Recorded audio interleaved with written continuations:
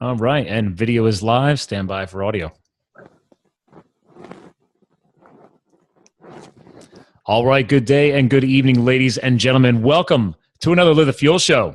So this evening, as I'm recording this episode, I'm pretty excited for you guys and ladies as our listeners, because this gentleman I got to meet at a very fun new event here in 2017, founded by Super Joe Pardo, who's a prior co-host of this show. He's where literally when I launched this show, I got to go to his MapCon event for Mid-Atlantic Podcast Conference and got connected with him. And then obviously later this year or earlier this year, I got to speak at his new DreamCon event. But when I got to this event, besides it being so powerful and obviously focused around dreaming, I got to meet a gentleman that I'm bringing on today. This gentleman flew out from Texas. Not just flying out is a big deal, but this guy is known as the blind blogger. And I'm going to easily, you guys should be able to easily define what that means. But this gentleman obviously came out to Texas. We got to meet. We got to both share the power of speaking in front of people at the DreamCon event. And I just couldn't wait to reconnect with him. When he reached out to me, I was like, yes, let's get you on ASAP. But real quick, guys, I mean, a little more background on him. You know, his little tagline he sent me here, I love it, is like totally blind carnival owner turned equipment broker who later found out he was inspiring the world accidentally. So he started sharing more of his story, and that's the power of blogging. So we're going to get into that. And there's a lot more here: weight loss, gastric surgery, all kinds of other stuff. So without further ado, welcome to the show, sir, Maxwell Ivy. Well, thanks. Thanks, Scott. I appreciate you having me on the show or having this show between us or together, however you look at it. Yeah. And everybody just calls me Max. Generally, if somebody calls me sir or mister, they either want to sell me something or think I owe them money. Oh, usually I get sir. I always immediately correct people because I feel like they're starting to age me.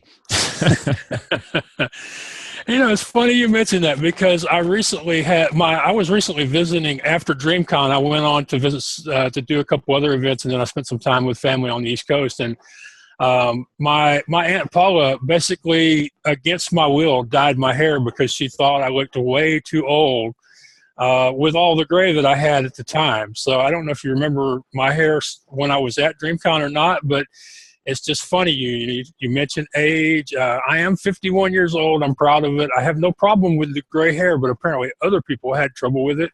Hey, I say embrace our grays. Now, granted, I'm 39, but yeah. I started rocking the salt and pepper thanks to those 2 years of firefighting that you heard me speak about. I was like, well, that basically accelerated my aging process exponentially those 2 years. Right. Well, see, here's my other problem with them dyeing my hair. I started going gray as a teenager, and I complained to my dad, who is, one of the more optimistic people I ever met. He taught me a lot of great lessons.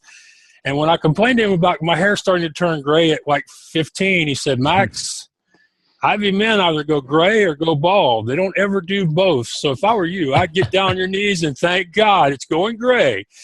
And that's become one of my pet lines. And now I don't have the gray anymore. So I really didn't care one way or the other. But I don't know if you have anybody like this in your life. I know you're recently engaged, so maybe you do. There are certain people who are like a force of nature, and arguing with them or trying to disagree with them or trying to go the other direction from them is almost impossible. And yes. My Aunt Paula is that way. And, she went to the dollar store to buy toilet paper and bathroom soap and came back with hair dye, and here's where I'm at. Well, I got to tell you, you got a lot of trust, because I'd be a little freaked out. I mean, I can't, number one, obviously I can't even imagine what it is like to live, without one of those key senses, but let alone trusting a family member with hair dye. I mean, they could really be pulling one over on you, sir. I mean, you just have a lot of trust. Yeah, I know. For the next week, people who knew her would come up to me and they go, Max, I really like the orange. I really like the And I'm like, my dad was the world's worst practical joker. All y'all are doing is saying something he would have said. So this is no surprise. I'm not falling for it, but I get what you're saying, because, whenever I need to design a logo, I always have that discussion with the designer about, well, what do you want? And I'm like, I don't know. I can't see it. I don't have it. And so, people have told me, Max, you are really either crazy or brave to let somebody dye your hair when you have no way of knowing how it's going to turn out. And I'm like, well, it's no crazier than any of the other stuff I do. And by the way, I do need to correct you on one thing in my bio. I did not fly out to Philadelphia. I took the train to Philadelphia. And I think that came up in somebody else's conversation. It just stuck in my head because I have seen obviously other people in the blind lifestyle flying, so I know it's totally capable. Well, let's flow with that correction. What made you choose the train versus the plane? Well, the train was really the last year, 2016. I won a competition called where they give away an award for the Amtrak Riders in Residence, and by winning that award, I was enabled to go on a cross-country trip, and I just decided to go to New York City by myself, and I had a great time in New York during the holidays for 2 weeks. But the thing is after going on that first trip, I realized that I had been misleading myself into this belief that I was stuck here in Houston. And after finding out that, there's like 600 towns and cities with Amtrak service, and realizing how great the Amtrak staff were when I traveled with them last year, I was like, from now on, whenever I travel, whenever possible, I'm going to take the train. Now, naturally, if you have to get somewhere yesterday, you're going to have to fly. But it's funny you're bringing this up because literally one of my fiance's best friends from Colorado, we go out skiing out there every year. She I'm not even kidding you, just posted earlier today saying, hey, on Facebook, she's like, hey, what did people think about the train from Colorado to New York City? What do you think? And just throwing it out there. And I said, I never even thought about it. I mean, I guess if you had the time freedom, why not ride the train? If you have the time, it's one of the greatest. Anything having to do with Colorado, the Rockies, Wyoming. There's so much beautiful country out that way that I would say if she has the time to take the train from Colorado to New York City, then by all means do it. The scenery gets a little dull in the middle of the country because it's pretty much nothing but fields. Oh God! At least that's what I've been told. But, I can tell you that you are correct, sir. I've driven coast to coast multiple times, and Kansas is one of the worst. Yeah.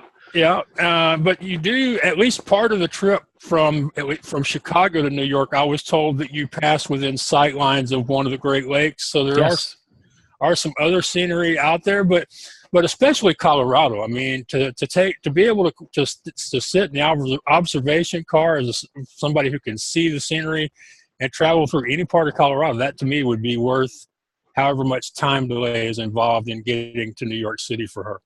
Yeah, and when you refer to the observation car, I'm guessing you're referring because I've seen the train multiple times when I was living in Colorado years ago, and I'm guessing that's that double-decker looking one that has a glass top. Is that what you're calling the observation car? Yeah, okay. That's the one where you go up to the second floor and you have glass windows all the way around, including a glass ceiling. So if you want to look out at the stars at night, which I've been told that Colorado is a great place for looking at stars because you don't have any light pollution to worry about up there. It is gorgeous. Yeah, the mountains really do shield you. Well, here's a random question. I'm not sure if you've ever even thought about asking it when you were on that train, but I've always wondered, now that you're saying this, if it's a glass roof train, and Rocky Mountains are known for rock slides and rocks rolling off the mountainside and everything else, I'm hoping they have some impact-resistant glass on top of that train. Because I'm like, wait a minute, what would happen? You're asking me a question I've never thought about. Now the next time I'm on the train, I'm going to have to think about that. Is this glass going to keep flying objects out of the train? Well, it's got to be at least the same stuff on a windshield of a car. They got to have it at least at that level, I'm thinking. Because that train's going coast to coast year round. I mean, they're going through winter and everything else. Yeah, and it's not, and even though a lot of people think about the time delay, it's still traveling somewhere between 60 and 85 miles an hour for most of that trip. So it's getting on, and if you combine the speed of the object plus the speed of the train moving past the object, I don't know what the numbers on that would be. but I know you have to combine the two in order to get the effect. So hopefully it's hurricane quality glass or something. But now you've thrown one of those things into the back of my mind that I'll wonder about from now on. I may have to contact my person at if I can leave my co-host with at least one good zinger, then great. We've left some mentally stimulated information there. So yeah. But so listen, sir, please continue. I just wanted to say one thing. I was really surprised. We did meet at DreamCon. I think me and you got to share dinner with Joe, and so we spent a little more time than the rest of them. The thing that kind of surprised me at DreamCon is I'm listening to y'all's stories, and I'm sitting there thinking that these other people think of me as inspirational and powerful, and I'm sitting here thinking about, well, these people have all done bigger, faster, more than I have. And I just wonder if that's something that ever pops into your mind, because it seems like most of the people I talk to who are out there challenging themselves or taking on opportunities, most of them don't really see themselves as anything all that special. It's the people around them that seem to know that will bring that out. I'm going to say this in a way that totally will relate to you. For years, there's a term of, eye of the beholder. Yeah. Right? Yeah. Well, in this situation, let's go with the ear of the beholder, right? Like, it's like, well, it's all on how we see or hear or take this content in. So, yeah, I would agree with you. Am I proud of that crazy adventure for those 2 years doing the firefighting? It definitely changed my life, and everything else I do. I'm the adrenaline junkie guy. But I'm sitting next to you, literally in the audience, and then I get you come up and I hear your story, and I'm like, just me being an online guy, I was like, he's a blind blogger. Like, I mean, I literally was getting my hair cut earlier today before going to my charity event. And the girl's been cutting my hair for years. And she's like, oh, what are you doing tonight? I'm like, oh, I have to go to this. I'm going to be I'm a nominee this year to do fundraising for cystic fibrosis. And she's like, oh, okay. And then I was like, yeah, then I'm going to go home and I'm going to go and have a conversation with the blind blogger. And she's like, what? So she wasn't really like thrown off by the cystic fibrosis thing, because she knows I do a lot of charity stuff. But then she's like, what do you mean by a blind blogger? I'm like, well, this gentleman has a blog and he's blind. And she just was like stopped in her tracks. So yeah, you may not see yourself as inspiration, but to be fair, for those of us who are not living the lifestyle you're living, it is initially a kind of like, wow, I never really thought about that. I guess they totally could, be blogging. Yeah. And the point I have to make is that there are lots of visually impaired people out there, lots of people that are totally blind as well, who are podcasting, blogging, self-publishing. Oh, yeah. And for some reason, the majority of the world doesn't seem to know they're out there, because whenever I am in a community of bloggers or other online business people, I generally am still referred to as the blind blogger, because it's one of those things, people, if they only have one blind friend, then that person becomes the blind whatever, just like, and that's literally how I became known as the blind blogger, because I was putting myself out there on LinkedIn and Facebook and other social media outlets, and people started calling me that as a shorthand, because that's what we do when we talk to people. We don't call them Maxwell. It started as a shorthand, and then when I told people I was actually going to take the plunge and start sharing more about the background of being an entrepreneur who's blind, they're like, Max, we've been calling you the blind blogger for 2 years. I don't know why you would even. Okay.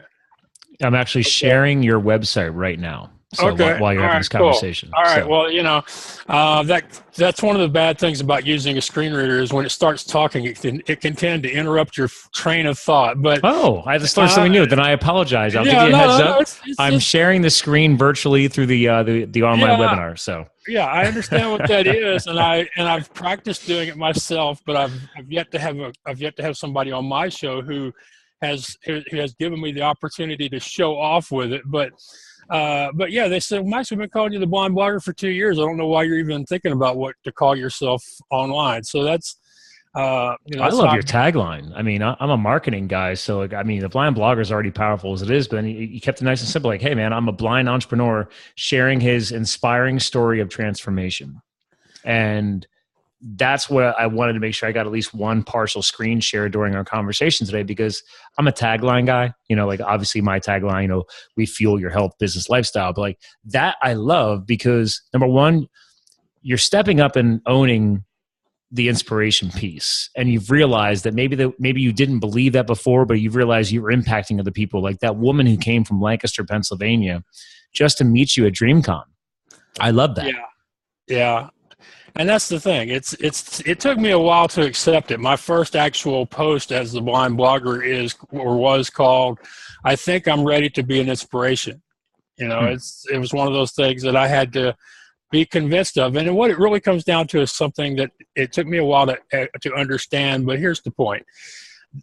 You're now coaching people on their physical as well as their business and emotional lives. So this.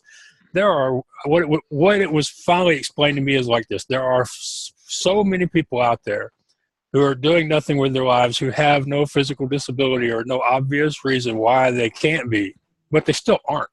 Mm-hmm. And they need people like me to show up and tell my story and be the example of, hey, here's a guy, he could have stayed at home, sit on his couch, eat Cheetos and watch TV, and nobody would have given him any crap about it.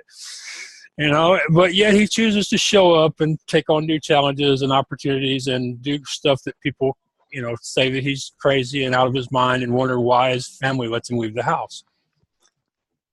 Yeah, but you're not alone on this. I mean, we can relate this to so many other variables. Like, okay, let's relate it to, like I brought up the firefighting thing, right? And so I had, and pardon me, because I know some of the terminology is changing nowadays. So I don't know if I could still say Native American, but that's what we used when I was firefighting. And these, I had different tribes, men from different tribes on my fire crew, and we were based in Arizona. And I had Navajo and I had a whole bunch of other guys. And a couple of these guys, as we risked our lives together and got to know each other as brothers, and, we'd open up more to each other, and I get to learn more about their personal lives. And the one guy made up a very, very good point.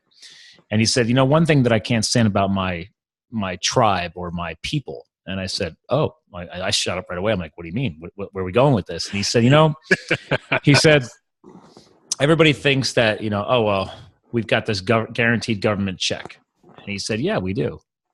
He's like, but I purposefully will not take that check. He's like, that's why I'm here serving as a wildland firefighter. He's like, that's why I'm serving with the government. That's why I'm trying to build a career with this, because I had a choice. I could just go live on the lands that the government gave us, and I could take the government check saying the I'm sorry thing. And he's like, and then I could be one of like my own relatives or friends to sit there and still blame the US government and the white man and all the other stuff. And he said, that's BS. He's like, that was in the past. He's like, we have a choice. What are we going to do with our lives now? And what are we going to do with them in the future? And he said, I don't have the time to live in the past.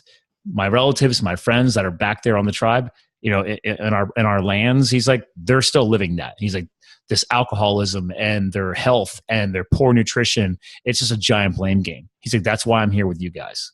And I was like, wow, you just blew my freaking mind. But it's exactly what you're talking about, man. We have a choice. Like, do you want to sit on the couch and eating Cheetos, or does he want to sit in his village and take the guaranteed government check and just do what everybody else is doing? No. People have to be inspired. They have to be motivated to make a decision and change where their life is going. Yep. We have to make a decision. We have to make that choice. And we also have to make a choice as to what defines our success as we go forward. Well, now, how do you do that? Well, me, I like to use the example of my writing. When I wrote my first book, Leading You Out of the Darkness into the Light, my whole goal was to finish the book. Okay. I was happy just to get it onto Amazon and create space and have it out there in the world. That was my definition of success. That wasn't any, everybody else is like, I don't care if you're a first-time author or not. Your definition should be you want to sell 1,000 copies or 10,000 copies, or you want to be on the New York Times. That wasn't my definition of success. But for my second book, my definition of success was, well, I would like to sell twice as many copies as the first book. Okay. My definition for this next book, because I've gotten so much positive feedback on the whole story behind the book, and the people that have read it. This next book, I want the next book to be an Amazon bestseller. Now, I don't know how realistic that is, but what I mean is I think it's realistic. Yeah. Well, I feel like it is. It feels different than either of my other two books as far as the writing process. And, there seems to be more just organic interest in the whole idea of a blind person going off to a place like New York City by himself and not only coming back home, but coming back home with a whole pocket full of lessons to share with the rest of the world. So there's been real good interest. So, so what I'm saying is, yeah, we have a choice as far as, do we want to accept what our family thinks we should do? Do we want to accept what our culture or our national group has always done? That's what it is. Do we want to accept the past or the future? Just like you were talking about with your firefighting comrade. Yeah. But once we decide we're going to move forward, we can't let ourselves get discouraged or depressed or quit because our current situation, our current results aren't meeting up with somebody else's definition of success, or maybe aren't even meeting with our own. I had a comment during the DreamCon thing, and I still haven't quite figured it out because I don't quite understand it.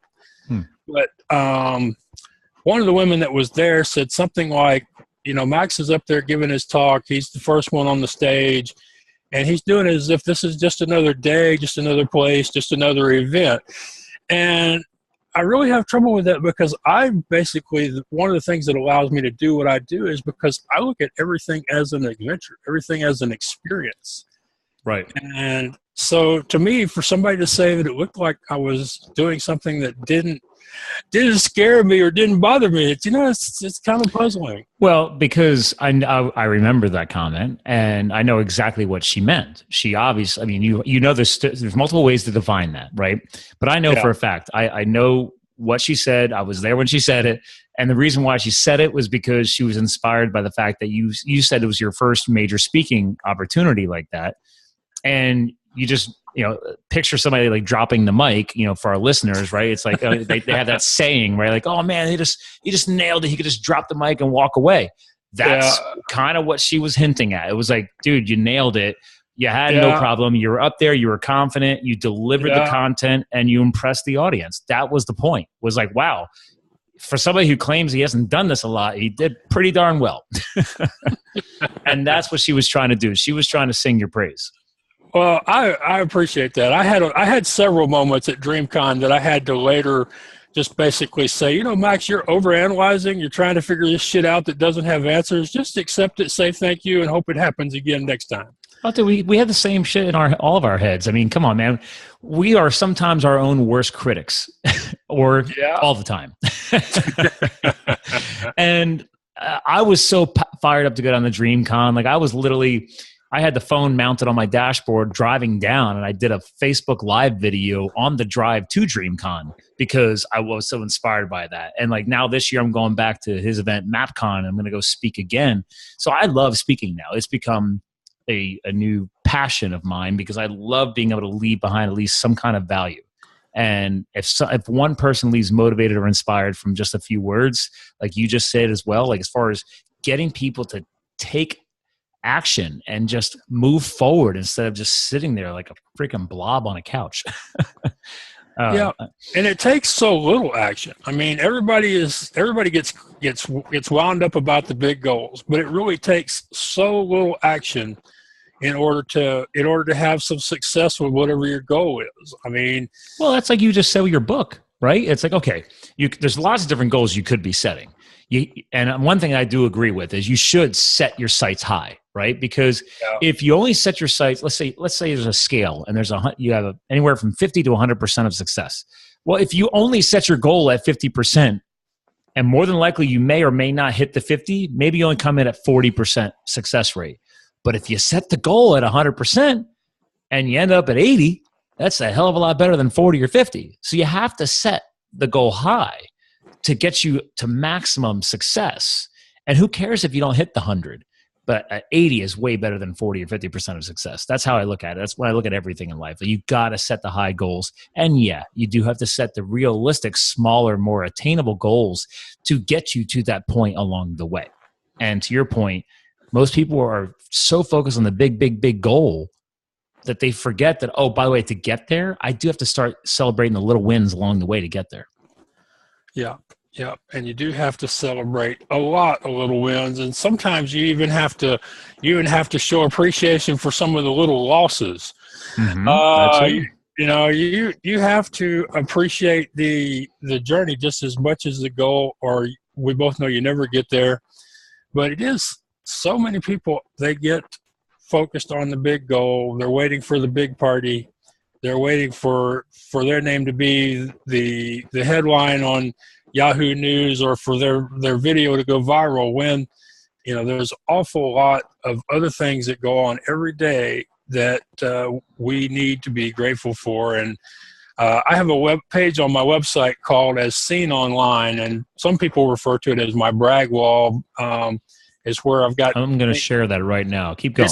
It's where I've got links to blog guest posts, past interviews, video and audio. It's where people can see what I've done as far as appearances on other people's sites. Because when you pitch hosts about coming on their shows, they like to know that they like to have an idea that you've done it before. Or they like to have a way of seeing who you are. But I wrote a post last year where I referred to this as my gratitude page, because it's one of those things where I can go back anytime I want to, and I can read the post, or I can listen to the audio, or I can listen to the video again, and I can remind myself that, hey, I was on the show, we had this great conversation, here are the points that I made that the host thought were important enough to the guests to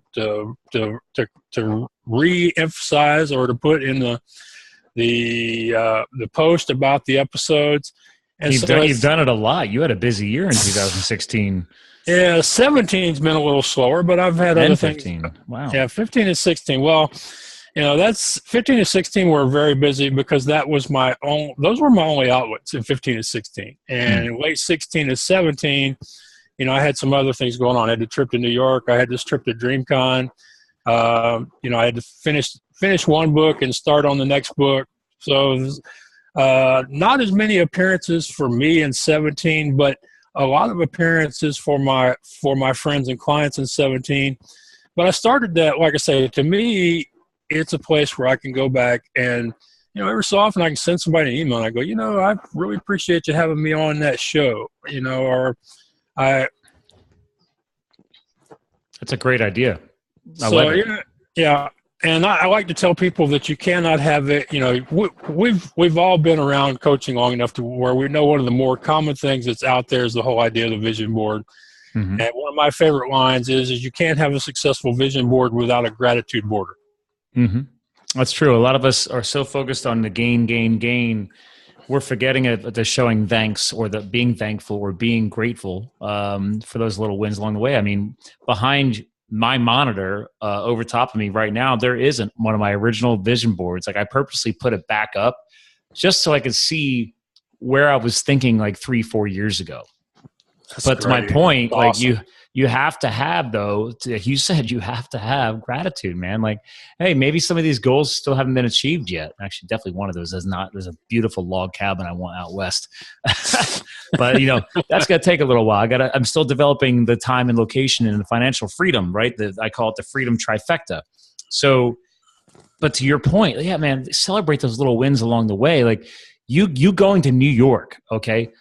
I'm sure there was a little bit of a timeline that you had to implement before you just all of a sudden showed up in New York. I mean, it took a little while, I'm guessing. Yeah. Let's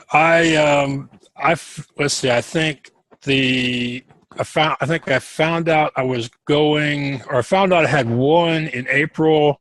I found out I was going in June, and I would say by the time I left in December, I still wasn't ready to get on the train, but I went. Sometimes you got to pull the ripcord, man. You just got to go. Well, that's one of those things that really we need to have more conversations about, and that is the fact that, you're waiting you're not ready. Trust me, you ain't never going to be ready. And I I also had to deal with the fact that the majority of my inner circle was scared to death about the idea of me going. Most of them thought that if I didn't find somebody to go with me, I should stay home. A few suggested I sell my trip instead of going on it, because there was no way I would have a good time by myself. Are you kidding me? Yes. Yeah. More than a few people were like, who are you taking with you? Nobody. I'm going by myself. Rolling solo, man. and then they turned to whoever was my sighted guide at that particular time and go, are y'all going to let him do that? Like, he's a grown man. He can do whatever he wants. Yeah, but that's some of the stuff that I had to deal with. And, we, a lot of people talk about how their community or their family or their friends, leave them when they start making big changes because they don't understand the person you're becoming. In my case, I had people I was sharing a house with who didn't understand what I was fixing to do. Wow. And I still had to get, and oh, by the way, they were my ride to the train station. So, yeah, the funny thing is that as soon as I left the house, within less than 12 hours, some of these same people that were openly posting online and sending me messages about how scary this was and I shouldn't do it were like, man, we're so proud of you. We're so happy for you. We're so excited for you. It's the same thing, man. Like, I mean, not at your level, but I literally don't think that the firefighting step wasn't easy for me either. Like, I had friends and family thinking that I was nuts. They're like, you're going to go do one of the most dangerous jobs in the world. I'm like, yeah, it's going to be awesome. Admittedly, that's my response. But then obviously I have friends of mine who are like, Scott, what are you going to do to your resume, man? Like, I had finally gone back to school and I'd finished a BS in marketing and some psychology. And great, I now have that piece of paper that's supposed to make everything better. And which we all know now is bullshit. But I was buddy. Great, I have a great resume and great, I've got my degree. And I'm like, no, I don't want to return to the cubicle. You know what? I'm doing this. And yeah, I knew that I was going to, actually, I know now years later that there was some selfishness there, right? I needed to do it for me and I had to take that risk. And yeah, did it negatively impact like my own family, my parents, closest friends? Sure. I mean, people were worried about me. But in the end, I was like, guys, like, it's my life. I got to do what I got to do. And that's what a lot of people need to understand is that there's going to be people who care that much about you that they want to, pardon the term, hold you back. That's what I'm hearing from you is that initially they wanted to hold you back to keep you safe because they cared about you and they loved you. But deep down, like you just said, they're like, oh, now that you pulled the trigger, they're like, oh, by the way, and we're proud of you. Yeah. I can't imagine, taking off after you have the degree and going to spend 2 years as a firefighter in the West, and like you say, one of the most dangerous jobs out there. I think the only thing more dangerous is lobster fishermen in Alaska. That's what a friend of mine told me anyway. I was like, oh, thank you for telling me that. He didn't tell me that till after I got back though. Well, at least he was that good of a friend. I can't, it's just so hard to imagine somebody doing that after they've gotten their degree because, to that point, you've done what you were supposed to do. You got the degree and the next step would be go get the job that goes along with that degree and start doing whatever that next step would be, find a wife. The best part was dog. I was already completely discombobulated schedule timeline anyway, because I was already in the business corporate world without the degree. And I didn't finish that degree until I was 30, 31. So I was already off the normal traditional, timeline. Oh, you're supposed to go to high school, then you go to school and you get a degree, then you go get the big job. I was already making the jobs and making the money that my friends coming out of college were still trying to find. So I was already doing well because I worked my ass off for it. The degree was really more of a sense of accomplishment.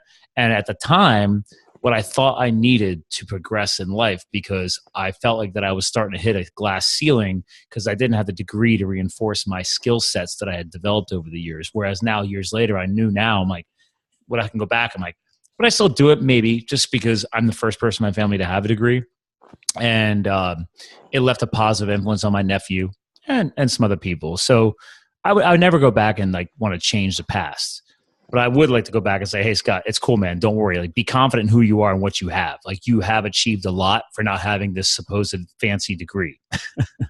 So yeah, one of my favorite quotes, I recently ran across it from Tallulah Bankhead, who was a radio and I guess somewhat film star back in the 30s, 40s, 50s, a long time ago. She was once asked if she would change anything about her life. She said, yeah, I would go back and I would make all the same mistakes, only sooner. Ooh, that's a good one. I like that one. And that stuck with me because, you know, one of the things that I had to do in my life is I had to finally accept that being in the carnival business was no longer a good thing for me, that was no longer part of my life. And I have days where I go, you know, Max, if you had just given up and accepted that you weren't a carny 5 years sooner, where would you be now? So that's why that's one of my favorite quotes. And when you were talking about, you know, how you wouldn't change anything, it popped into my head. My brain works kind of funny that way some of the time. And if you had to think about it, yeah, because like to your point before, all this conversation was about like, you know what, you have to make mistakes. That's how you learn.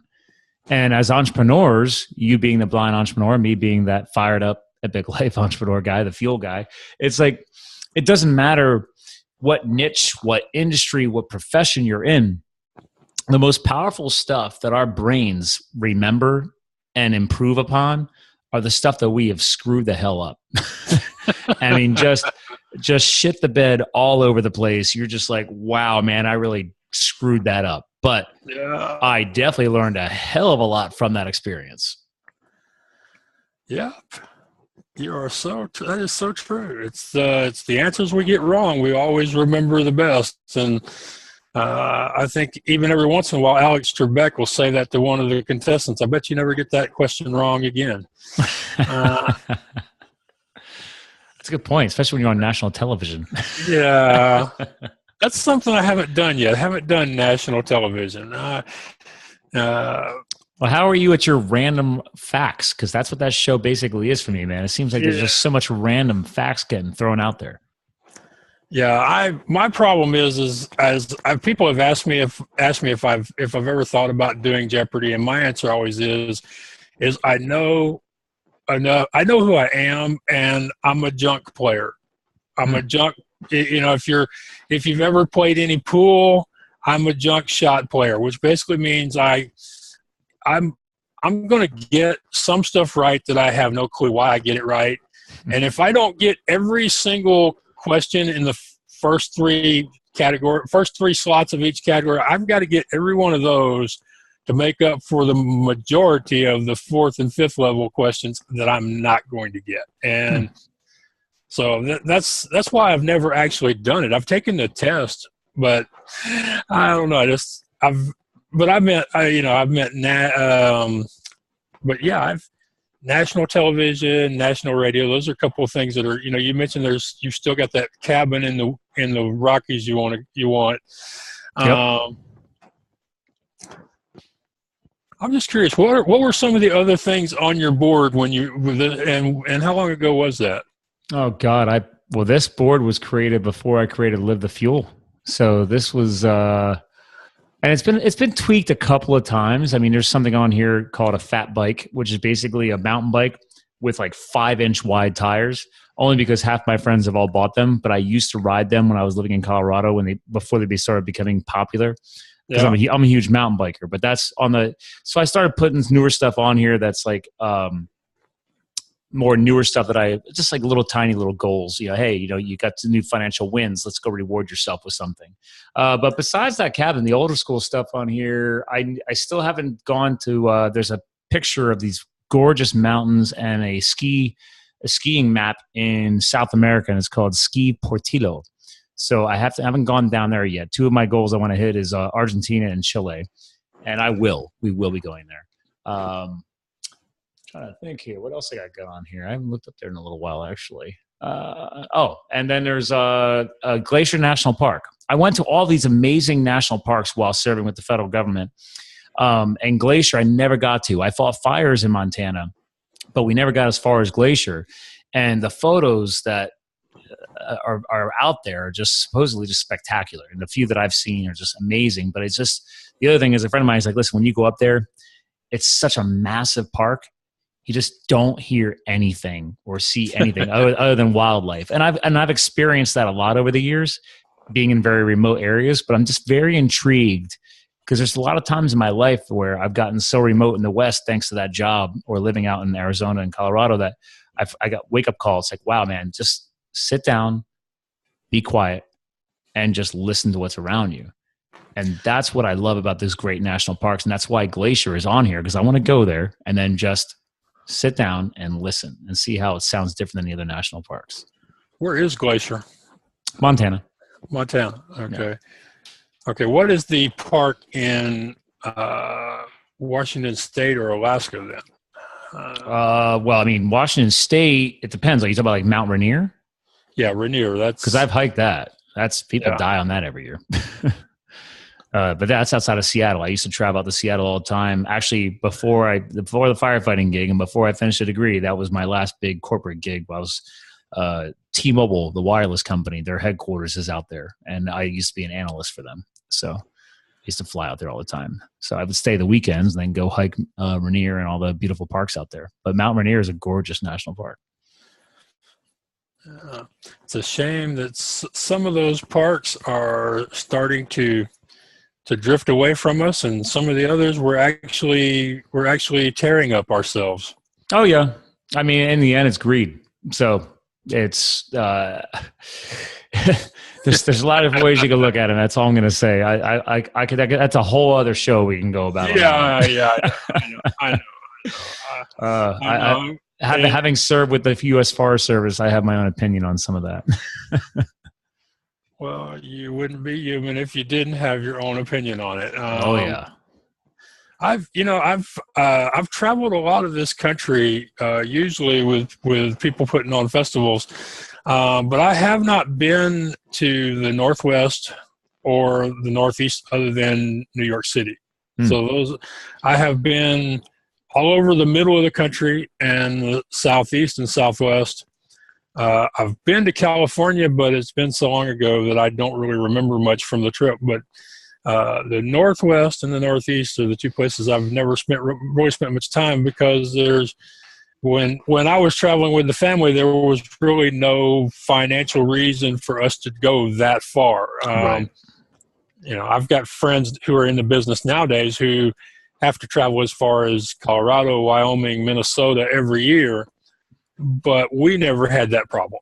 Of course, we only had 8 rides at the biggest Star Carnival ever was. We had 8, maybe 9 rides, and you can, if you're really cautious, you can support a small show without having to go more than, say, Kansas or Tennessee or Alabama. You don't have to go. Sounds like you hit a lot of the small town type of little, local carnivals and stuff like that. Yeah. We were in a lot of small towns, and a lot of the county fairs around the country are actually held in small towns. The most county seats are not the population center of most counties. So, no. But for 1 week a year, there might be 20 or 30 or 50,000 people in them for that 1 week of that year. But yeah, you're right. Most of the places we visited, we might have been on the edges of a city, and we worked a lot around the city of Houston during the spring and the fall. But I understand there's a lot of great scenery in both of those places. The Northeast, dense, especially in the wintertime. Yeah, very dense forestation. I mean, just massive. I mean, I can tell you, if you've been to Colorado and you've ever smelled the pine in the mountains, you'll have plenty of that in the Northwest and the Northeast. They all different species of pine, but plenty of very, very crisp, clean air, especially Vermont and New Hampshire in the Northeast, and especially Oregon and Washington, just massively gorgeous areas. Yeah, I'm actually trying to figure out a way to go back to Colorado, because when I was in high school, a bunch of visually impaired people from Houston were taken up to Winter Park, Colorado by the Delta Gamma Foundation. And they have the physically disabled ski center there at Winter Park, and and pretty much everybody else skied that week. But my problem is I was 6'2", 6'3", well over 300 pounds, and for most of the week they couldn't find anybody crazy enough to want to go down the hills with me. Well, I could tell you. At some point, I want to go back. I want to go back and actually ski is what I want to do at some point. And you guys definitely can, because so my other little side thing was, and even when I got laid off for the fire season, we come back in the winter. I've been, up until this past year, I finally stopped. But I've been a USSA ski race coach here in Pennsylvania for going on 10, 11 years, helping run races and everything else. And our mountain here in the Pocono Mountains of Pennsylvania is called Camelback. And we have what they call it the adaptive program. And the adaptive program is full of these amazing volunteers that work with all different types of handicaps or impairments. And and then we literally would run one of the adaptive races every year. And there would be Olympic class, like adaptive athletes, because it's a very niche, obviously, a form of athletics. So there's not a lot of programs that support that. And there was literally people vying for the Olympics, coming here and doing our little race. And I remember this one year, there was a young girl missing left arm and then the right leg, and was skiing through the race course. Then a visually impaired kid and an adult, two different ski runs, but they had the whole helmet cam system with the microphone and headset and everything else. Yeah. And you could tell that they have trained with their coach, because the coach skis ahead of the racer because you can't see. And they could tell by hearing and spacing. It's amazing. Like, first the coach is going right around, and that the visually impaired athlete is right behind him. And I'm just watching, because I'm in the finish tower running the race, the timing equipment. I'm just looking out there. I'm like, well, now that's freaking impressive. Yeah. So that blew my mind. The first time I saw that was probably 8-9 years ago. And I was like, man, that is freaking cool. Yeah, and there are a lot of amazing athletes who do that and who do other sports. But the thing that I find when I talk to them is that many of them don't really put themselves out in the sighted world as far as making connections, appearing on blogs, doing interviews, doing that sort of thing. And I'm actually starting to run into some people who are visually impaired who are like, Max, you don't really have a lot of blind friends, but you have a lot of connections in the sighted world. What do you say you introduce us? Hey, man, I talk about health, business, and lifestyle. That definitely fills at least two of our domains. If you ever have a fellow visually impaired brother or sister out there that wants to try and start doing something bigger, they will always have an invite on my show, because I love what they are doing. It's just powerful. Like I said, 8-9 years ago, blew my mind.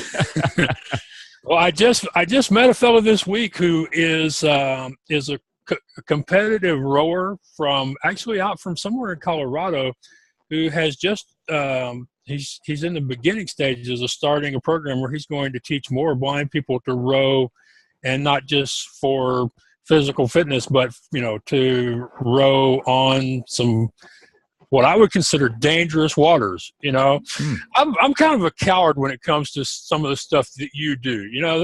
To me, mountain climbing and bungee jumping and whitewater rafting and all that stuff, that to me, that's like, y'all just let me sit here and hold their wallets or their purses or whatever. So you're saying that ain't my thing. You're saying you don't want to come out next Wednesday? My fiance and I are going skydiving. Yeah, sure. If I'm going to do that, I'm going to Montana, where they know what they're doing with throwing blind people out of planes. I'm sure there's a whole process for that too, just like the ski race course. Like, I'm sure there's a whole protocol. I'm sure there is. Yeah, but I'm generally a coward. I find it funny when people call me brave, because I am scared of heights. I'm scared of roller coasters. I try to avoid places where they have snakes and spiders. Well, Max, what you're saying right now, and this is actually probably a great way for us to transition towards the end of the show, is that what you and I are talking about here is, like, I've done a lot of crazy shit. you've done crazy shit. It's just you're calling yourself a coward right now. But what we're talking about here is that you and I are just each at a different place on the life timeline.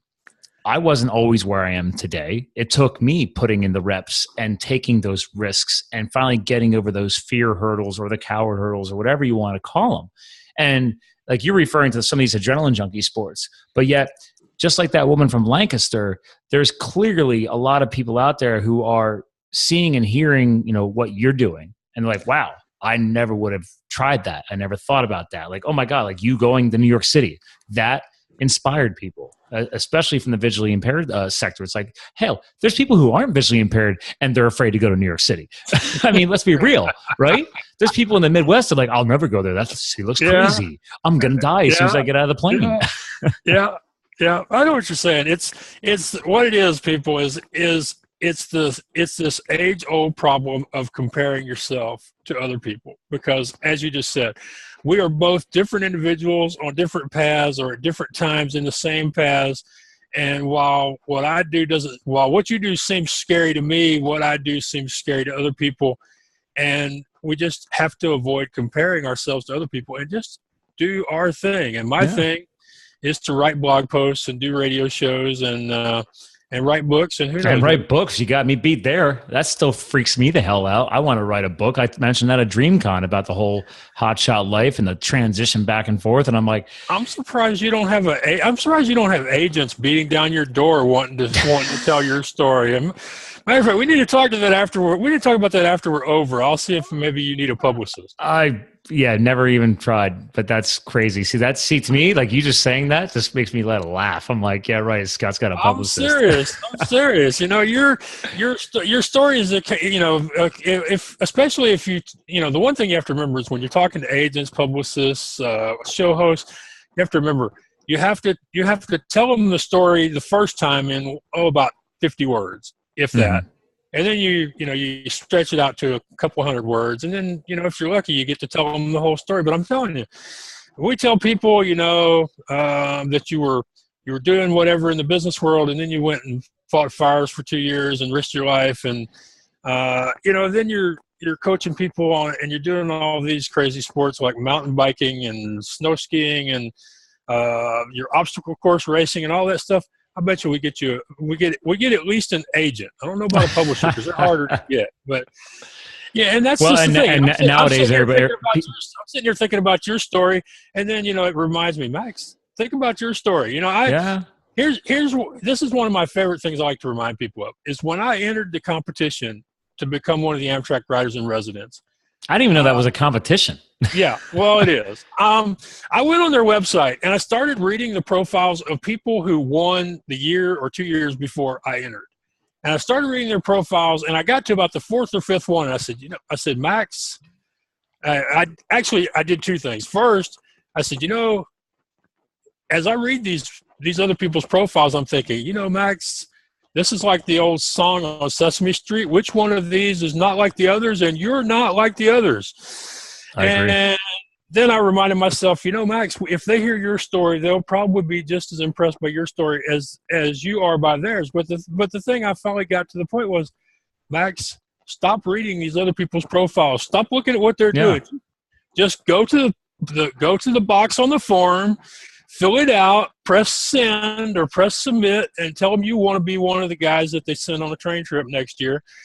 And just today I found out that the names of the guys who did the judging are available to the public. So as part gratitude and part maybe I can collaborate with these people or something, I started reaching out to the judges who won last year. I'm like, well, they liked my work. Who knows? Maybe they'll like something else I can do. But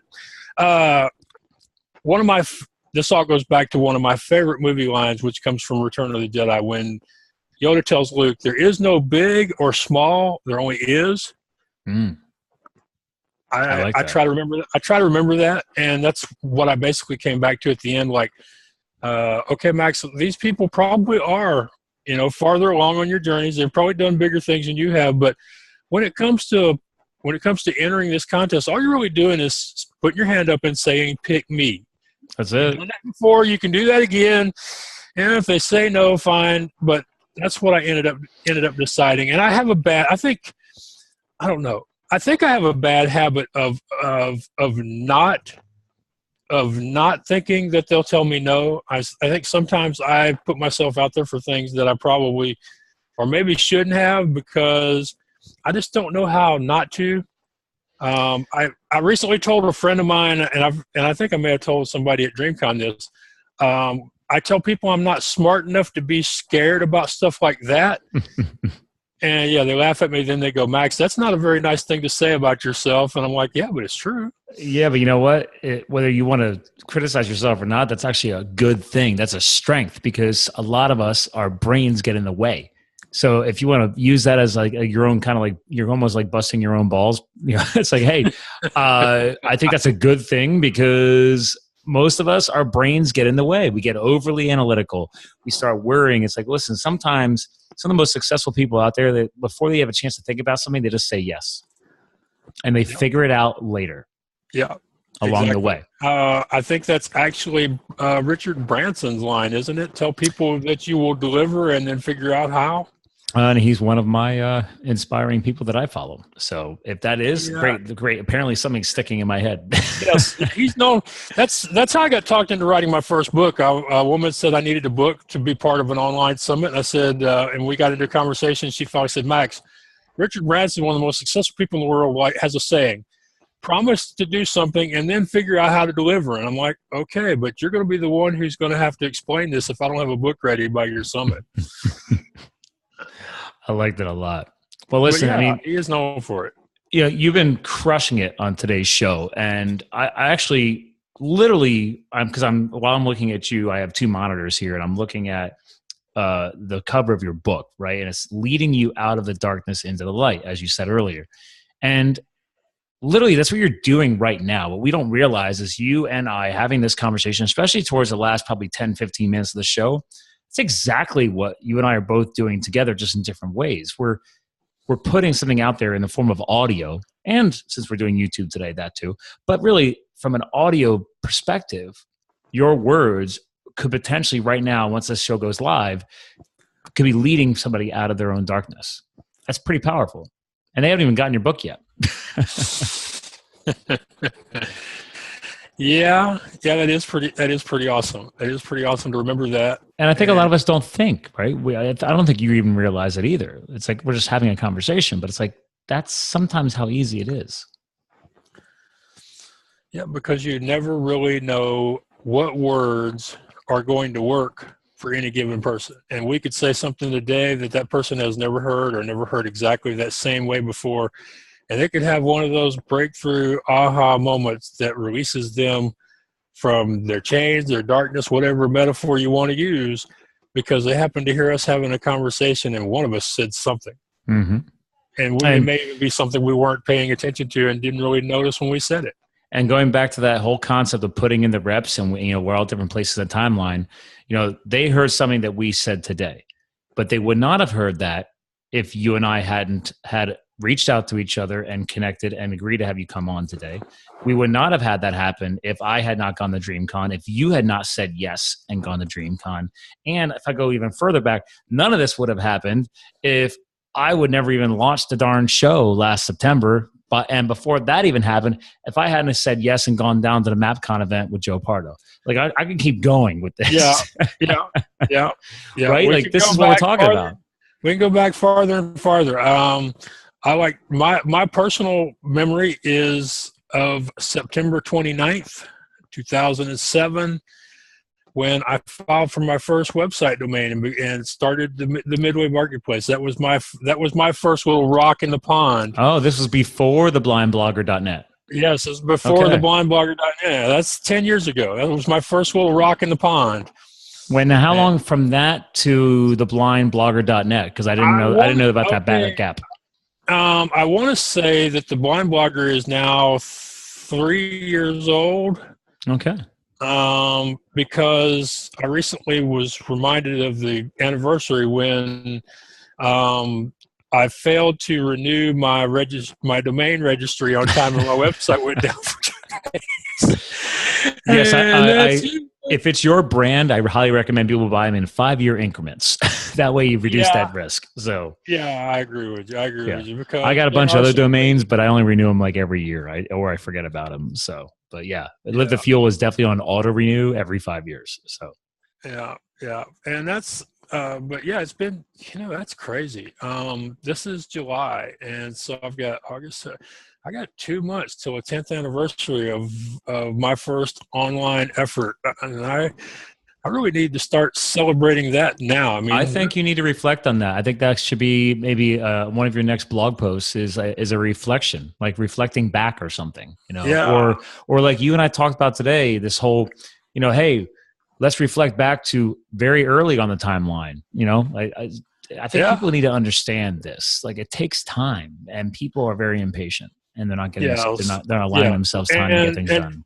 Right, and just so people won't think that we are perfect, we're very impatient too. I've had more than my nights where I'm like, why the hell can't I do this, and why can't I do it now, and why can't I see the progress I want to see?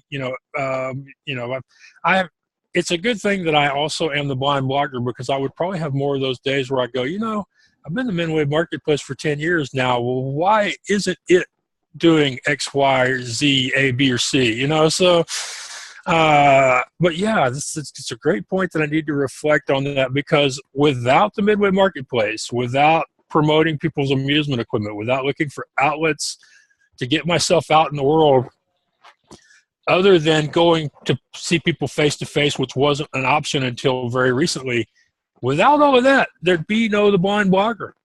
That's, so thank you for. And the Midway Marketplace is still going, right? Yeah, midwaymarketplace.com. It's still going. Yeah. As a matter of fact, I'm going to make sure that's linked in the show notes as well. And I've been working with a new webmaster to pretty it up some, because for a long time now it's been functional, but it hasn't been pretty. And when you're selling equipment, especially stuff that is naturally physically appealing, it's a lot better. Oh, and those carousel horses and stuff, like, that's high dollar stuff, man. Yeah, that's especially the old school stuff. Right. I have a carousel from the 1930s on the website right now that is not in operating condition. It's in storage, which means its value is lower than it should be, and it's a $500,000 piece of equipment. What? So that's not the Bertazon 6.5 meter? No, that one's about a $75,000 ride. Yeah, that's what you have it up there for. That's crazy. That's actually cheap based on industry standards, but the reason it's priced so reasonably, you can insert laugh right there. Yeah. Insert the eye roll, the OMG Mocon.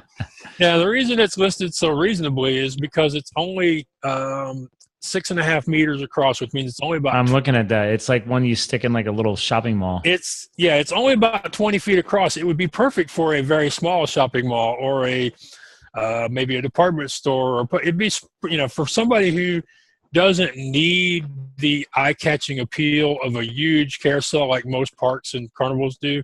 Right. It would be great. But $75,000 is not cheap. I sell this stuff, and half the time I go, are you out of your mind? Yeah. And some people geek out on that stuff, man. And we're not even talking about new stuff. I have one manufacturer that I sell new rides for from Italy, and I'm not saying that I've sold much for him, because their stuff is all brand new and very expensive. Their rides, their adult rides, average run anywhere from $500,000 to $1.25 million. Yeah, it's outside of my normal shopping range. That's crazy money. That's crazy money. I'll say it, and I'm one of these people who I believe that it's rides like that have ruined the industry and turned it from mostly family-owned businesses to a corporate world. Oh yeah, easily. That's what's happened, and you can't go back. You have to go forward, which is what I'm doing. Which is why instead of trying to buy and instead of trying to own that stuff and move it up and down the road, I help other people sell theirs. And I write, I blog, I do my podcast, and I'm looking forward to this episode going live, and Who knows? Maybe we'll get at least one message or email or something from somebody who goes, yeah, you made an impact, and here's how. I love hearing, that's all we can do. I recently had this conversation. I'm gonna say one more thing before I'm through, and then I'll let you cut me off. No, sure. One of the conversations that you have amongst blind people or other people with disabilities is, how do you feel about being called inspirational? And I used to get mad about it, and then I got to where I was cool with it. But now I've come to a whole new frame of mind on being called an inspiration. It's real simple. You can call me inspirational as long as you tell me what I inspired you to do that you were not able to do before you met me. So if people want to call me inspirationally, because I'm sure we're going to get a few of those comments that are go, man, I was really inspired by having Max on your show. Then right after that, they should go, well, what did it inspire you to do? It doesn't have and to I be can tell you, if anybody comments on the show when it goes live and you don't see the comments, but I see the comments, I will be asking that because I agree with your point. That's powerful. A lot of people just throw it out there like, oh, I'm so motivated. I'm so inspired. But like, okay, could you give me a little more behind that? Because anybody can respond that way. But what are you going to do with that? What did it, like, let's dig deeper, man. Like, where did it go? Or where is it going? Yeah.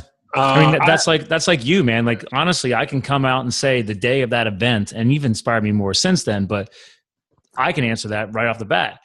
I'm so glad that Joe put you as the first speaker because I saw your impact across the board to each and every one of us. And we all joked around later that day about how almost the rest of us, after you, we all started throwing our original like game plans out the window. And because all of a sudden we all started leaning towards this mindset development and mindset theme. And it's just the way the event went. And that's what dreaming is all about, is your mindset. I want to thank you. That's a real blessing. That means that basically, without even knowing it, I took over the room. Yeah. Dude, you set the bar that day. It was like, okay, well. Yeah. Here's Scott's game plan. And I walked back to my seat thinking I had rushed.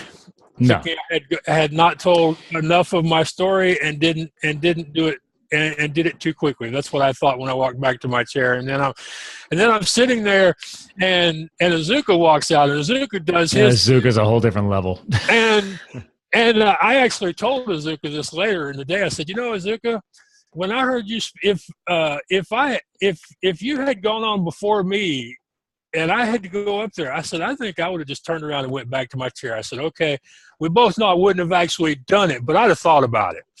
But again, the power of Azuka Zook versus you, two different voices, two different experiences. Exactly. Yeah. He is a professional, experienced speaker who has been behind the mic, who knows how many dozens, if not hundreds of times. Oh, he's got that wrapped down, man. It's like programmed. Yeah, I mean, I think he could give that talk in his sleep, and it would still curl your hair. Mm-hmm. At least that's my impression of it. But yeah, I'm very glad I didn't have to go after Azuka. But we're getting stuff here people won't know unless they went to DreamCon or unless they. Well, he's been on the show. He was. Well, cool. You have to go back and listen to his episode. I was hitting and missing. I must have just missed Azuka. But I have to check him out. And, of course, people can go over to superjoepardo.com and they can buy the DreamCon event and hear both of us if they like. Boom. Shameless plug for our boy Joe. I love it. And Joe deserves it. Joe's a good man. And he did a great favor for me. I mean, without the offer of a place to go, I wouldn't have left because once he made the offer and once I accepted the offer and once the word got out that I had a offer, then other people stepped up and said, Max, why don't you come visit us? Why don't you come do something here or there? And what started out as a one-day thing where I was going to go to Philadelphia and come home ends up being a 6-week trip. One yes triggered so many others. Exactly. And just so you know, Azuka was episode 82. So, 82. Thank you. Yeah. Oh, yeah. I will look for him. So, well, listen, so you've heard a couple of the other episodes of the show. So I obviously, as a reminder, you are my co-host. All right. This is my platform helping grow your platform. So I want you to have those final words of the show. And admittedly, you've already said a lot of really key, powerful things that are inspirational, motivational. And I don't even know how else you could really close it out, but is there anything powerful that you wanted to leave us with that, hey, this is where the Blind Blogger, this is where Max is going next. This is the impact he's leaving. I don't know. You tell us. It is Max Ivy. I'm over at theblindblogger.net. I tell people if you have a question, just ask. I'd rather answer an awkward question than to have people guess. But I think the one thing I try to remind myself to do every day, and there are days at the end where I go, you didn't do that, Max, but this is what I try for. And I think it's pretty simple. I think it's very loving and kind to me personally, and it would be to anybody else who does it. And that is, I just do the best that I can do at this minute, on this day, and then I either do more or I do it better tomorrow. That's all I do. And at the end of the day, if you can tell yourself that you did that you did at least one thing different, that you made at least one concrete step that you didn't take the day before, if you made one new acquaintance or had one new experience, if you can just do the best you can today and then do it a little better or a little more tomorrow, then eventually you're going to get there. Most of the time, it's not going to look like you're getting there, but eventually you will. I mean, I had gastric surgery, lost over 250 pounds. It still took over 2 years. That's just one example of many times in my life where it took a lot of continual daily effort to get where I wanted to go. And I hope that if there are people out there who are struggling, they either haven't started yet or they started and then they're stuck, I hope they will reach out to me. You don't have to hire me to talk to me. I just want that to be perfectly clear with people. Mm-hmm. And I get a lot of grief from hosts and other coaches about that, but it's the truth. You don't have to hire me for us to have a conversation.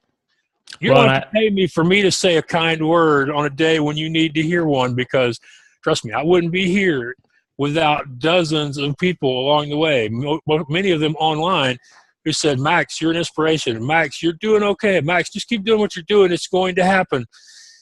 So if you need somebody to reach out to, you need somebody to tell you that you're on the right path, or to maybe suggest some changes you can make if you're not on the right path, just ask at theblindblogger.net. That's my email address.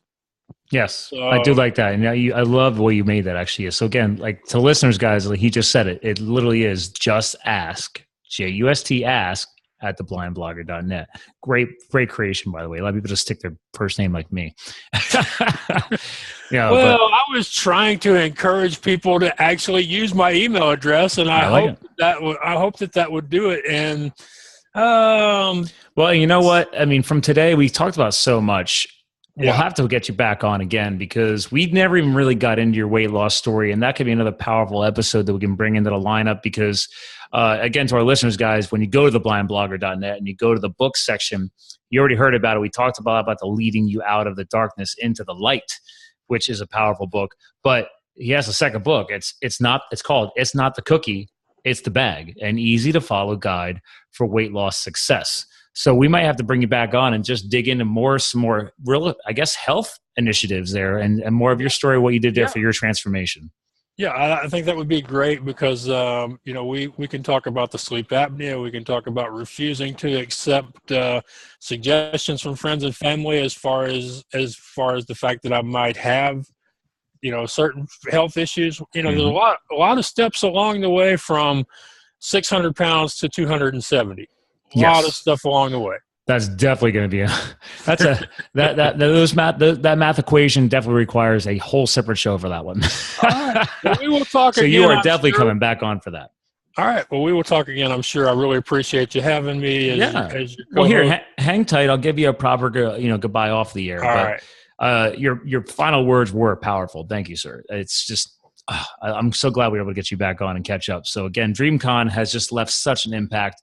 Again, to our listeners, guys, you heard his final words. You heard my little shameless plug on his behalf.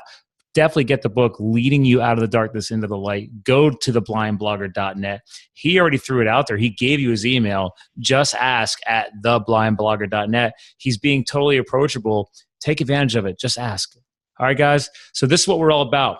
All right. Tune in, subscribe, keep listening. Thank you for listening to Live the Fuel. And remember, keep living the fired up epic life. We'll talk to you guys again soon. and you're clear of the pod. Just videos rolling. So. Oh, okay. Well, thank you, sir. Well, this was awesome, you, sir. It was very fun. Yeah, it was good, and I agree with you. If after the first 10 or 15 minutes, we got much better. And you never know where it's going to go, and that's the power of it. Because like once people build that comfort, that's the whole point of the conversational format. If it's all Q&A, like where are you building the comfort in? Like you have to get people. Even though you and I have met before, we still have to reconnect. We still got to find our flow. We don't know where it's going to happen. That's why people are like, oh, what's your game plan? I'm like, I don't know. We're just going to see what happens. One of my best conversations on my show lately was with Frederick Bai, and we didn't really get to the best stuff until like 35, almost 40 minutes in, and then he discusses with me how. He had been an aspiring pro wrestler. He had been at the minor league level in Ohio Valley Wrestling, and he honestly thinks that his body quit on him because his heart wasn't really in being a professional wrestler once he found out all of the politics and social bullshit that went on in addition to just showing up and working. And he admits that, my body didn't give out. My body gave out because my heart wasn't in it. It was like it's not even the heart; it's his mind. The mind controls the body. Yeah, it was and we had this great conversation for about the next 10 or 15 minutes. And I was like, when I posted that, to YouTube, I was like, yeah, y'all just skip ahead to about 35 minutes. But you know what? And that's where it's like, and that's the whole point of good show notes, and people want to skip ahead. They can go to the website and look at the different little things. Like, let them do that, right? But it's like, you know what? Just listen. You can always hit the little skip button on your podcast app and bounce ahead 30 seconds at a pop. Yeah. Yeah. Well, this has been fun. I've enjoyed it. I'll be more than happy to hang out with you again at some point. Absolutely.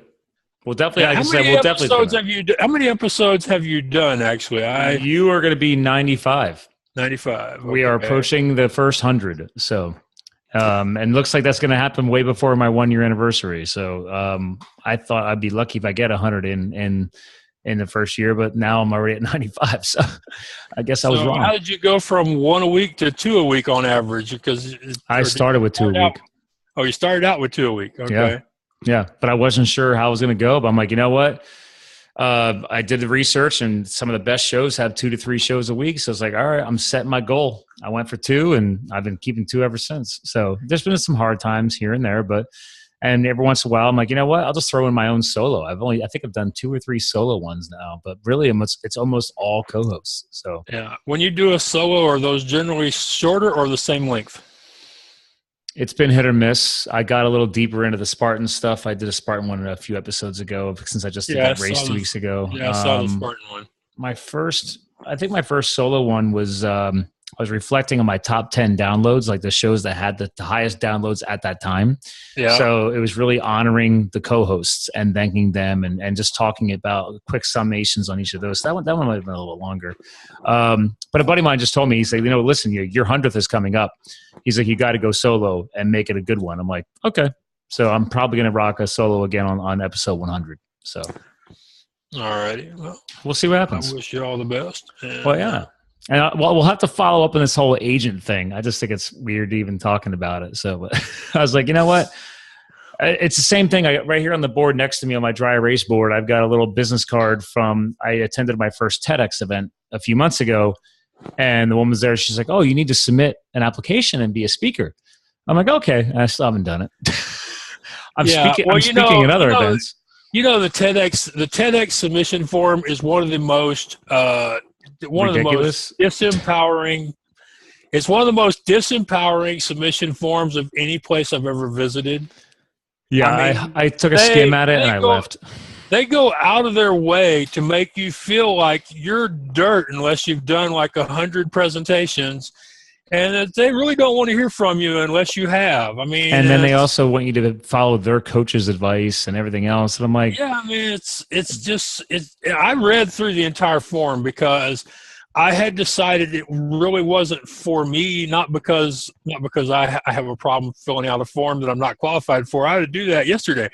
My problem was I just didn't feel like they were my kind of people. I did not have a good personal feeling about it. And the only reason I read through the entire form is I know some people who might have wanted to apply, and I felt like I'm already here. Why not just go through the form so I can at least let them know what they'll be in for if they want to submit or not? And that's the only reason I went all the way through the stupid thing. When I got down to the bottom, going control option right arrow for 15 minutes or how, when I finally got down to the bottom, I'm like, I'm not even sure I would want anybody I know to do this. This is just wrong. It's just. I'm not overly motivated to do it. I'd be excited to do it. And obviously I'd get good exposure and blah, blah, blah to grow the brand. But I'm like, you know what? If it doesn't feel right now, then I don't need to do it. It's on the board. I would say this. Joe put the bug in my ear, and I've actually filled out the first part of the form, but I filled out step 1. I have a profile now. I haven't filled out step 2, and that is WordCamp. And with you as a podcaster and a successful podcaster and blogger, that's something Joe put in my ear. He said, I bet you that any of the WordCamps would love to have you. I don't even know what a WordCamp is. You just told me something new.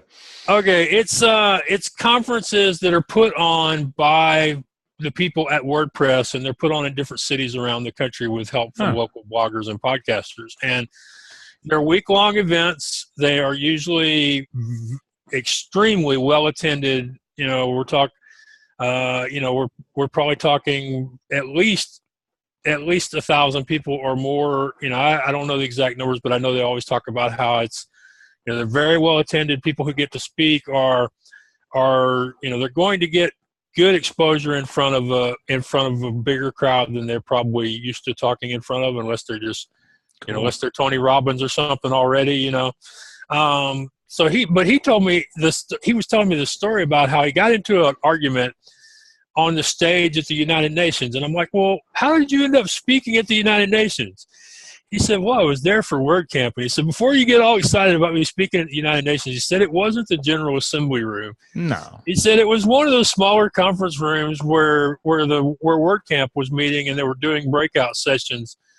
And he said, that's how he said, but it's on my resume. I've spoken at the United Nations. Hey, it's keyword recognition, right? Exactly. And we both know that when it comes down to it, that's all that matters about accomplishments like that to the internet. It's keyword recognition, and search engines find you if you can check the right boxes of keywords. And I don't blame him one bit for putting spoke at the United Nations, even though it wasn't to the General Assembly. I don't have a problem with it at all. I mean, of course, I am a no-good carny who makes his living promoting other speakers and bloggers and authors now. So who knows?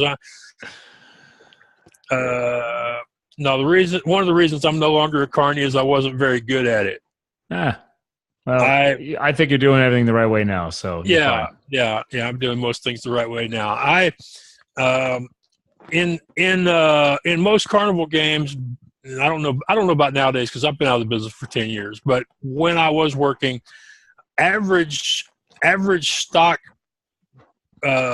returned per dollar was 25 to 27.5%. Okay, excuse me.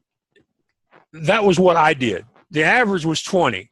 Okay. The average was 20. My games were at 25 or 27.5. So I always had this belief that I wouldn't want to put stock in a game. I wouldn't want to put toys or plush in a game that somebody else would be somebody else would be ashamed to give away. Sure. So in games where you had small, medium, large, extra large type prize arrangements, my small prize would be better than some people's medium. But that was just because if I had to put somebody in that game, I didn't want, if I had to grab somebody off the street, somebody from town and put them to work, I didn't want them to be ashamed to give out whatever was in whatever stock was there. So that's just one example of why I'm probably not being in the car business is a good thing. I'm probably not shady enough to be a real successful at it. Understandable. But I am glad that you mentioned my books. It's rare that that the other person mentions them and I don't. So thanks for that. And well, I try and do that for all my co-hosts because I'm a marketing professional. So it's like I would prefer to do it for you. That way, you guys don't feel like you have to sneak it in. I'm like, it's my platform. I'm going to promote my co-hosts because it's the whole sharing aspect. That way, I believe in giving more than you receive because then down the wire, universe will eventually return. But most people want their short return now. We've already discussed this. I'm like, no, I'll take care of you. Don't worry. Yeah. I was going to ask you now that you've said that, I want to ask your opinion on something I started doing a few weeks back, and so far nobody's really commented on it. I found out that if you go into your Zoom profile and put your whole name in your first name field, that you can put your website URL in your last name field, and Zoom will put that up on the screen for you. Admittedly, since I've launched Zoom, other than integrating it with my Acuity scheduler and everything else, I haven't had the time to even go in there and play around. Like technically in Zoom, I have a green screen functionality. So if I bought a green screen backdrop, visually, I could put whatever I want projected behind me. I could have my logo and everything else. I'm like, I don't have time for all that right now. Well, the point out, but that's interesting. The reason I was asking is, do you think it's a bad thing that people can look up there and see my website URL? That's all I was asking. No, I mean, I see it right now. I see what you did. I didn't realize until right now in the bottom left-hand corner of the screen, there's Maxwell Ivy, blindblogger.net, because that's your brand. So well, I wasn't sure. I figured if anybody's using this, like, to be fair, especially me, because I'm one of the few guys using this for podcasting because everybody's still using Skype and I think they're idiots. I know they're idiots. I don't have a problem with thinking. I was like, dude, Skype is just a thing of the past. Like, let's move forward. And Zoom is doing a decent job. And I have way more control, way more functionality. And it's just nice. So, I think I mentioned that I have played around with the screen capture or the screen. I guess you'd call it a screen broadcasting option because you can share whatever you happen to have on your screen. And so far, I have not had anybody come on my show that will let me use it. I keep giving future guests examples of how we could use it and how it would be cool. But so far, none of them have. Well, if you ever need me for anything, I don't know. Like, let me know. I'm game for anything. I say yes to everything. You say yes to everything. All right. Yeah. Well, then we said it earlier. You say yes, and you figure it out later. Yeah. All right. Well, we ought to schedule some time for me to have you on as my co-host over on my show. So sure. Yeah, I'd be honored. Right. Okay, well, we will do that. We'll schedule some. I'll use your calendar thing and try not to make it too soon since you've got your 100th episode coming up. No, that's okay. I can squeeze them in whenever because that's the beauty of it. Like, even if I'm traveling, I go on other people's podcasts all the time because when I'm traveling, it doesn't matter. I just put in a good travel set of headset and we can talk. I'm not always at my home studio. So don't worry about that. If there's slots open on my calendar, don't worry about it. You'll be fine. Yeah. So. Yeah, but I do agree with you. I love Zoom. The call quality, the video quality is so much better than Skype has been over the last year plus. Yep. The recording options are so much better. And thanks to the fact that we've got some blind people in the ear of the people running that company, they have not only kept it accessible, they've improved some bugs we've pointed out to them. They're now actually including voice commands for Zoom, which that's going to be exciting.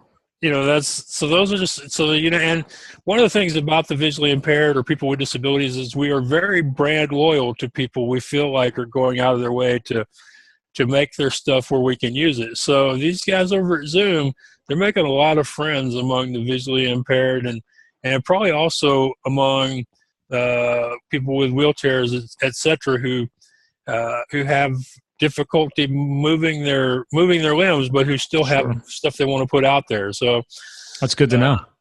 Yeah, I've been real impressed with Zoom. And they're one of the, and I don't even I don't even mind having to pay them for the privilege. I'm on, Anything worth having, sometimes you got to pay a little. Well, I'm known for being cheap. So if I pay anybody without complaining about it, then the odds are they're doing something really good. Nice. So I really appreciate them. I don't notice paying them. I would do affiliates for them without getting paid for it, but I don't exactly know how to get into that. But yeah, I was glad to hear that you're on Zoom. I'm starting to notice more and more people who do interviews at least have used Zoom. And but you're right. There aren't a lot of podcasters using it yet. And I don't know why that is. I don't know either. And I think it's hilarious. So I'll be that guy. I'll be one of the leaders, I guess, in the forefront of doing it, because I'm not going to stop right now. It's been awesome. So we'll see where it goes. Well, I know it's late where you are, so I will talk to you later. Yes, sir. It's been an honor tonight. I appreciate it. It's been my pleasure too. And I'm sure that whoever your guy or girl is, they will send me a link once the stuff is live. Oh yeah, no, I'll take care of that personally. Don't worry about it. Like I said, it'll probably be. I guarantee you, will be going live on Monday. So unless for some reason something happens with my audio engineer, because as soon as this is done, my file starts downloading, and then I'll upload it to him, and he'll do his thing over the next few days. So, all right. Well, I've really enjoyed it, and I will talk to you later. All right, sir. You have a great evening. You too. Thank you. Take care. All right. You too.